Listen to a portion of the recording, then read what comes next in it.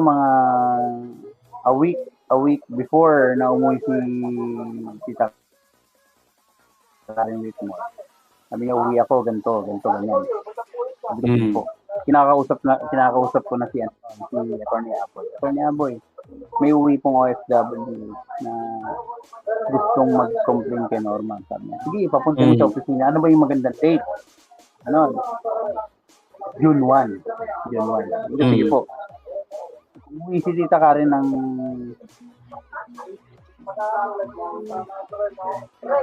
May 30. Ah, okay. May 30 pa lang magkasama. Sinundo ko sa airport. Pack. Check-in sa hotel. Tapos ganun.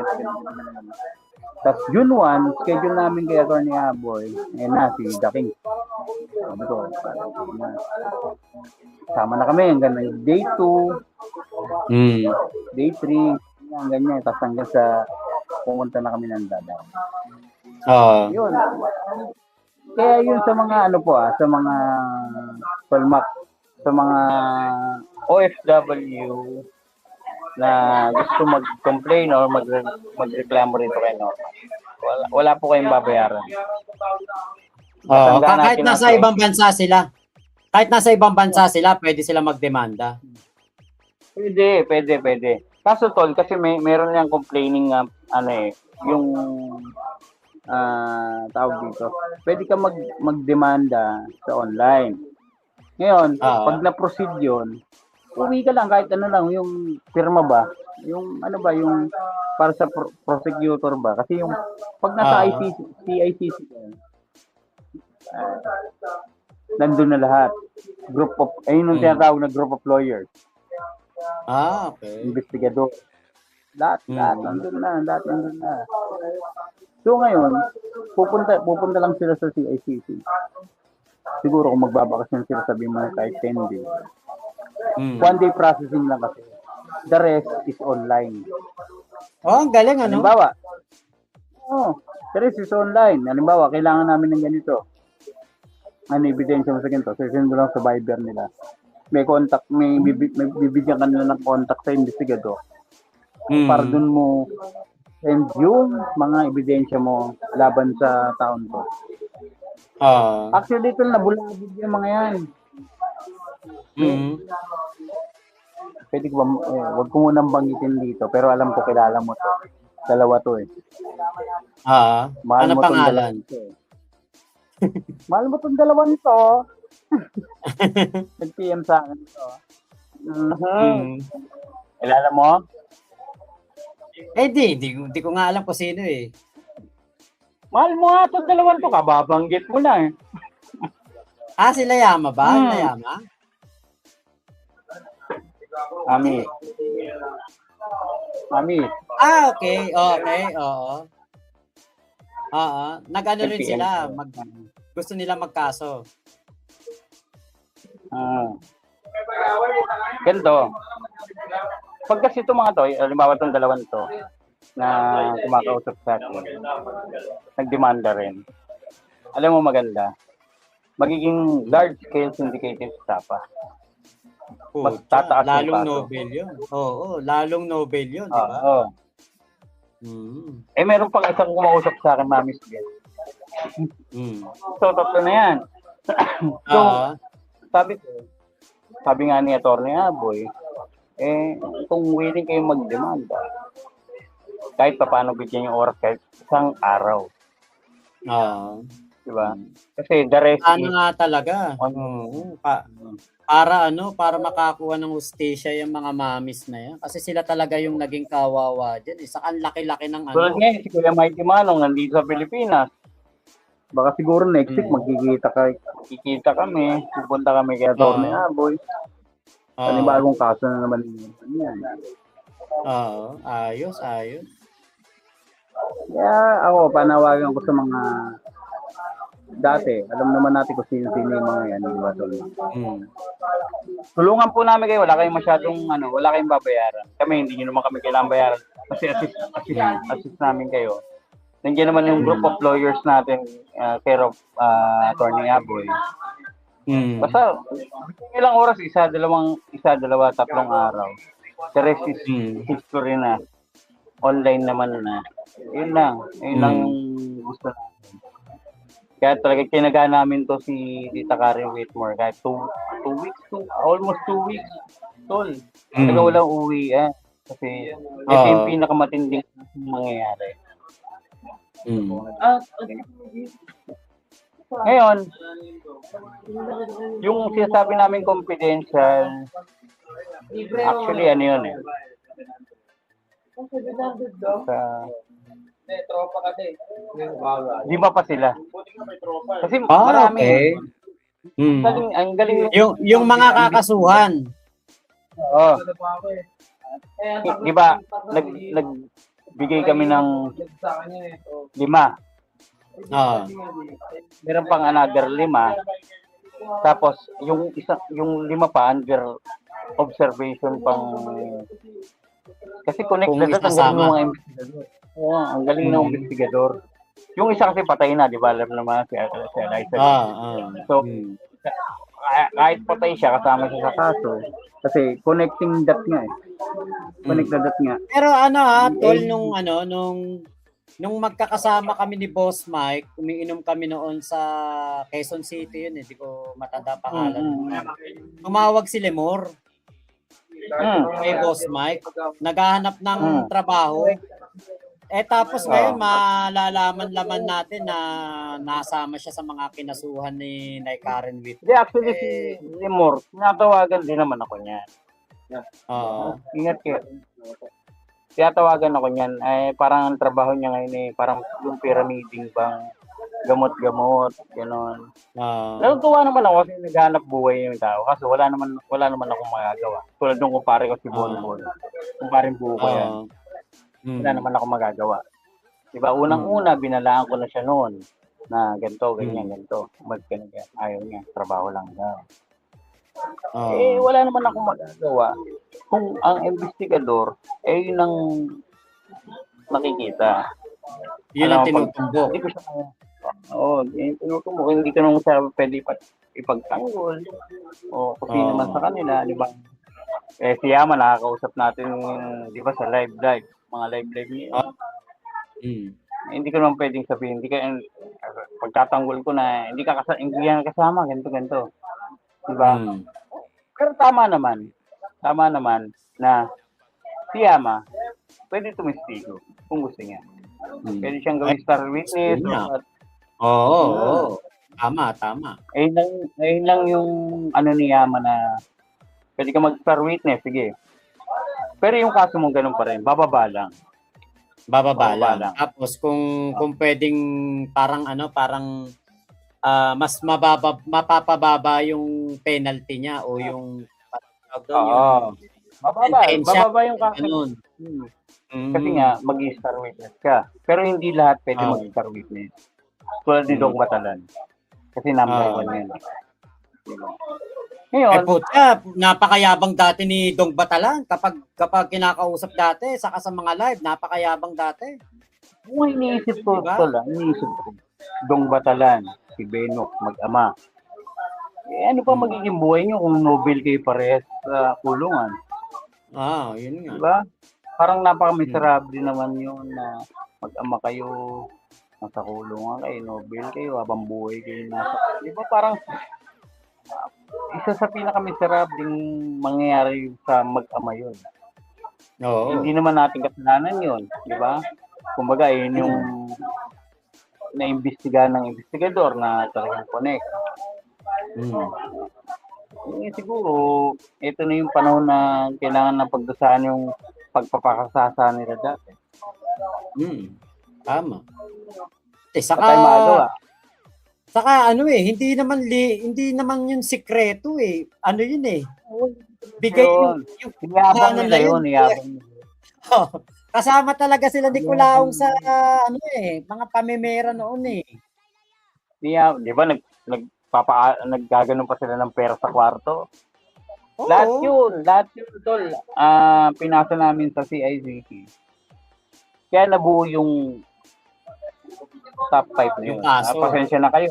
Yung mga top 5 na yan, pasensya na kayo. Pero may nag-complain kasi sa inyo Kala nyo kasi yung pananahimik nyo, magbubunga na maganda na hindi kayo masasama rito. So, yung investigador matindi.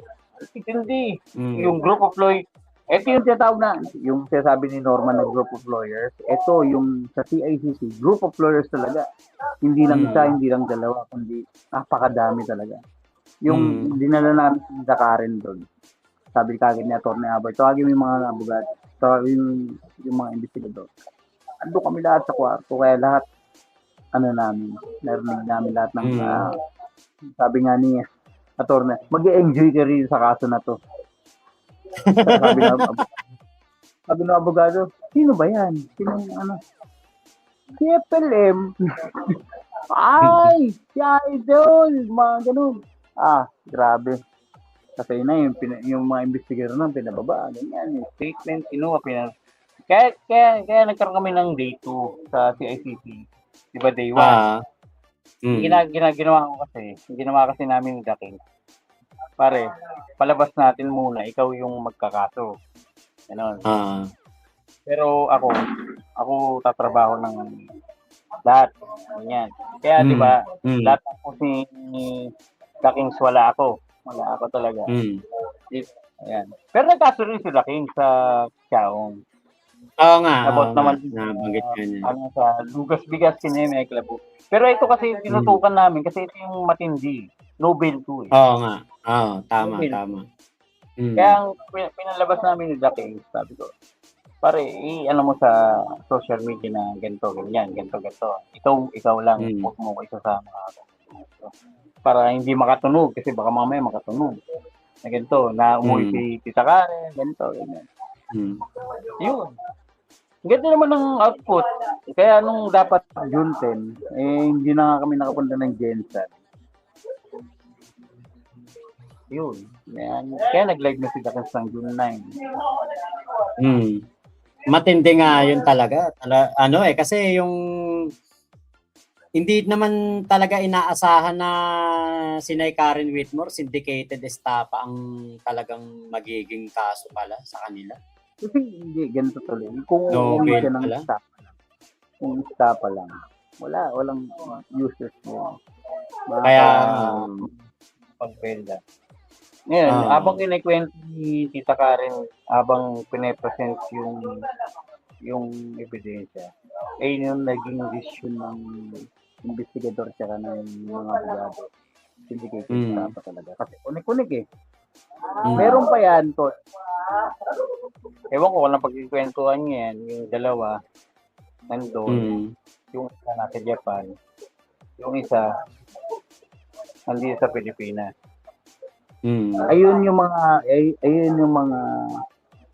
pinagpapasahan ng pera. Okay. Ang lalaking pera. Nagulat ako, sabi ko, totoo ba na tumanggap tong tao na ito? Tumanggap ko, siya, PM ko sa'yo.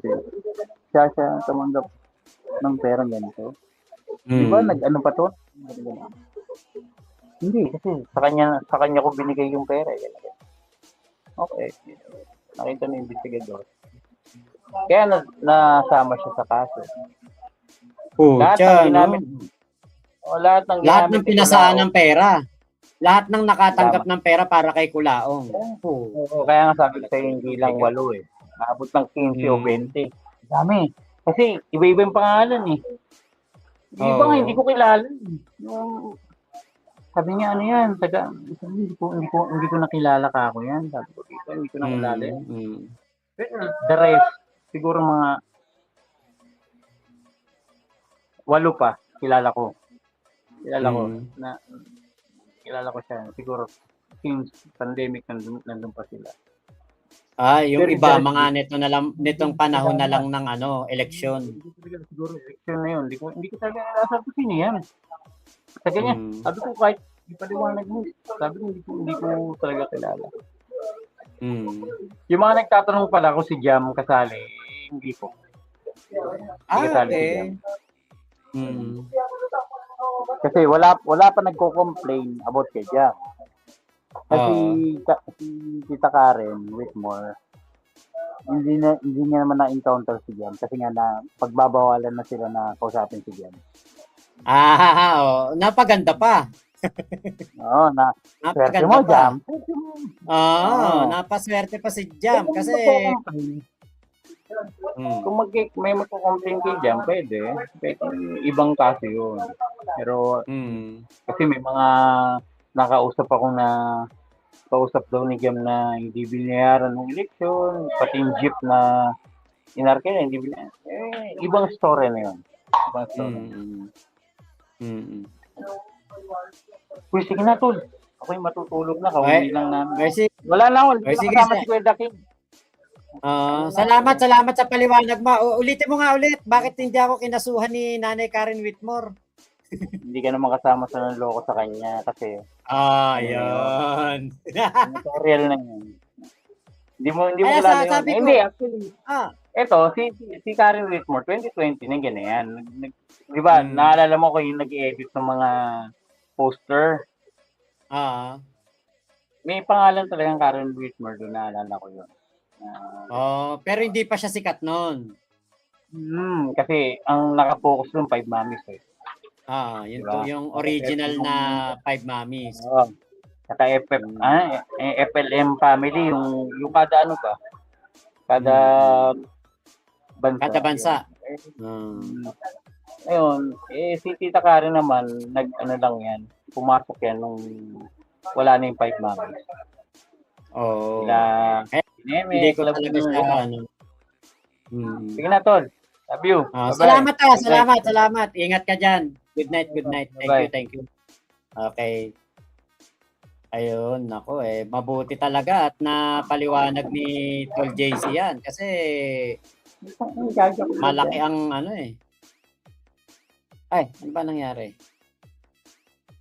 Ayun. Malaki kasi ang kagustuhan ng iba na ako'y maisama sa kaso daw kay Nay Karen Whitmore. Paano nga ako makakasuhan kung kita nyo nga si JC ang sabi niya panahon ng kampanyahan noong 2022. Umuwi kami 2021, wala na ako kay Kulaong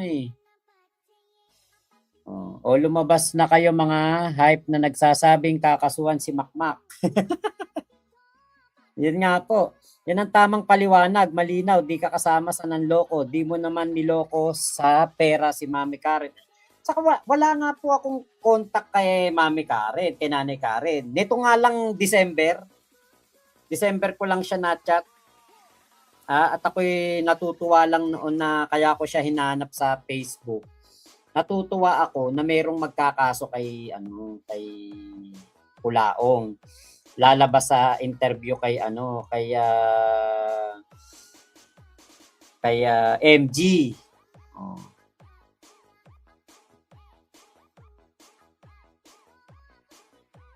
Yan ang mga tamang paliwanag. Yun nga po. Nilabasan na sila. Solved na nga, Kuya Henry, Airpods Gaming backtrack. Pasok na ba yan, Boss Mac, sa large scale estafa? Actually, yung binabanggit ni Tol JC na mahal ko nga daw po, yung 2 Mommies ng original 5 Mommies ay parang nagpaplano na magsampa po ng demanda kay Kulaong. Yun na yun. Kapag pumasok yun, large scale estafa na yun. Yan na, magkakaalaman na nga. Maganda yan kasi naumpisahan na ni Nanay Karen Whitmore. Meron nang nauna. Ngayon, yung mga katulad nila Kuya Nasukir, Mighty Manong, sila DJ Byron, yung mga FFCI USA noon, pwede na silang magdemanda online pala. Kailangan lang nilang umuwi para sa isang papeles na pipirmahan kapag umakyat na sa husgado. At least 'di ba, 1-day process lang. Hindi na katulad noon na kapag ikaw nagkasuhan kayo, maabot ng buwan na kailangan nandito ka sa Pilipinas kasi ibig sabihin kahit mga preliminary investigation online na pwede na. Hustle with pride. Oo. muntik na nga daw po talagang makipag-deal kay Sabi noon si Nay Karen Whitmore. Kaya lang nakatunog si Nay Karen Whitmore. Tay mo ko kay JC, sayang ate. Nakatuto kasi ako kay JC eh. Oh, ngayon ko lang na ano, pero kilala ka naman yan ni Tol JC. Okay, taray may gaming chair na si Boss Mac, Miss Mango. Courtesy of Ate Glenn Magramo yan. Yung gaming chair na yan. Kay Ate Glenn Magramo yan nang galing. Mac, bakit hindi ka kinontak ni Karen Whitmore? Meron ka may ebidensya laban kay Kulaong? Ay, hindi po. Kasi yung mga papeles na pinadala sa amin, yung mga nalipon namin, wala pong Karen Whitmore doon. Sabi ko nga sa inyo, hindi ko nga kilala si Nanay Karen Whitmore. Neto ko lang siya nakilala. Kaya hindi po ako pwede, wala talaga ako magiging partisipasyon doon sa kaso ni Nanay Karen Whitmore kasi hindi po talaga kami magkakilala pa noon. Sino ba yung mga hinayupak na isama si Makmak? Bugok ba sila? Bugok nga yun. Pati si Nasukir at Kaaruba, iniintriga ng isang vlogger. Sino pong vlogger? Airpods Gaming.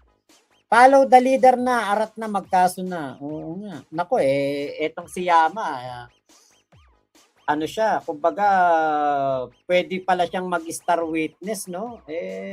Sana mas piliin niya yun.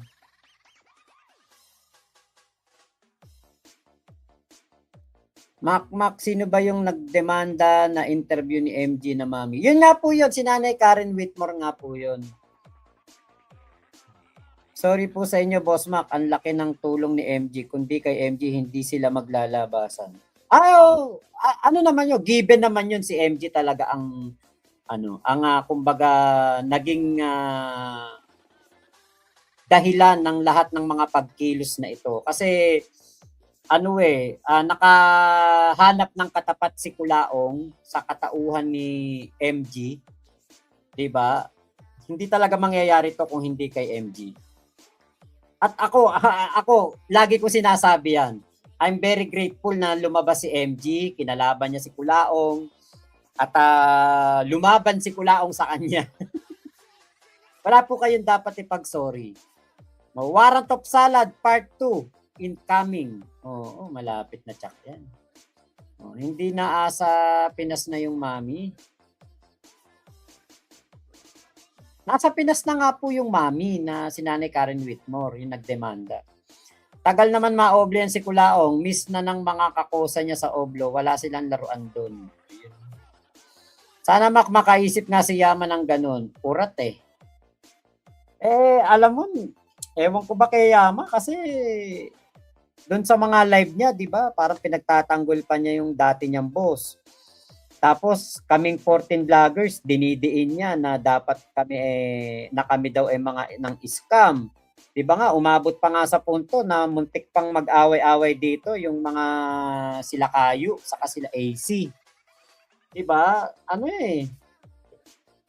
Hindi na lang pangatawanan ni Yama yung paglaban niya kay Kulaong. Hindi naman niya na boss yun Alam mo sa ganitong mga problema na to na may mga kasuhan na, gamitin mo na utak mo, wag puro emosyon. 'Di ba?